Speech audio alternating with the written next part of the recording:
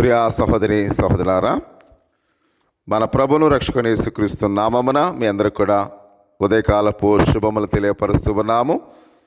ఈరోజు దేవుని యొక్క సందేశాన్ని విందాం. సమాధానముగా జీవించుట అనే దాని గురించి కొన్ని సత్యాలను మనం తెలుసుకుందాం.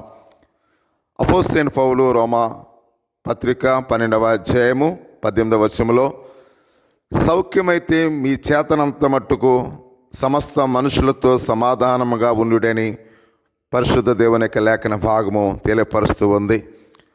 ప్రియా సహోదరి సహోదరులారా, నిత్యము కూడా తగాద పడే ఒక పొరుగువాడు ఒక వ్యక్తికి సమస్యగా తయారయ్యాడు. అనాధికారమైన అయోగ్యమైన అతని శాస్త్రాలు చట్టపూర్వకంగా పరిష్కరించుకోవాలని చివరికి నిర్ణయించుకున్నాడు. అందుకు అతడు రోమాపత్రిక 12వ అధ్యాయము 18వ వాక్యమును పాటించాలని ప్రయత్నించాడు. కానీ ఇలాంటి సమస్యల్లో ప్రతి విధమైన పరిస్థితుల్లో అందరితో సమాధానంగా జీవించండి అని ప్రభువు ప్రత్యేకించి చెప్పలేదు. అందుకు ఆయనకు వందనములు చేస్తూ ఉన్నాను అని అతడు అంటూ ఉన్నాడు. ప్రియ సహోదరి సహోదరులారా, కొంతమంది మనుషులతో సమాధానంగా జీవించడం అసాధ్యమని ప్రభువే గుర్తు చేస్తూ అన్నాడు. దురదృష్టవశాత్తు అనేక మంది మనుషులు అందరితో సమాధానంగా జీవించడానికి సాధ్యమైనంతగా ప్రయత్నించరు. ఈ పరిస్థితి ఒక కుమారుడు తండ్రి సంభాషణ కథను నాకు గుర్తు చేస్తూ ఉంది. యుద్ధాలు ఎలా ఆరంభమయ్యాయని ఆ కుమారుడు తన తండ్రిని అడుగుతూ ఉన్నాడు. ప్రియా సహోదరి సహోదరుడా, ఆ కుమారుడు అడిగినప్పుడు, ఎందుకంటే జర్మనీ దేశము బెల్జియము రాజ్యంపై దండెత్తినందున మొదట ప్రపంచ యుద్ధం ప్రారంభమైందని ఆ తండ్రి అన్నాడు. అంతలో అతని భార్య కలుగు చేసుకుని, ఒకరిని చంపినందున యుద్ధం సెలరేగిందనే సత్యాన్ని పిల్లవాడికి చెప్పండి అని అంది. భర్త ఆమెను ఎదురిస్తూ, ప్రశ్నకు జవాబు నువ్వు చెప్పుచున్నావా నేనా అని గదాయించాడు. కోప ఉద్రేకంతో భార్య గదిలో నుండి బయటకు వచ్చి దబాలున తలుపులాగి మూసివేసింది. ఆ గది అంతా గడగడలాగి ఆడి ఊగిపోయింది. కొంచెం సేపు నిశ్శబ్దము ఆవరించింది. అప్పుడు ఆ బాలుడు, నాన్నగారు, యుద్ధాలు ఎలా ఆరంభమవుతాయో మీరు ఇంకా నాకు చెప్పనవసరం లేదు, ఇప్పుడే నాకు తెలిసింది అన్నాడు. ఆ బాలుడు ఎలా గమనించాడు? తన తల్లి తన తండ్రి ఏ విధంగా మాటలతో యుద్ధం చేసుకుంటున్నారో ఆ సత్యాన్ని అతడికి అర్థమైపోయింది.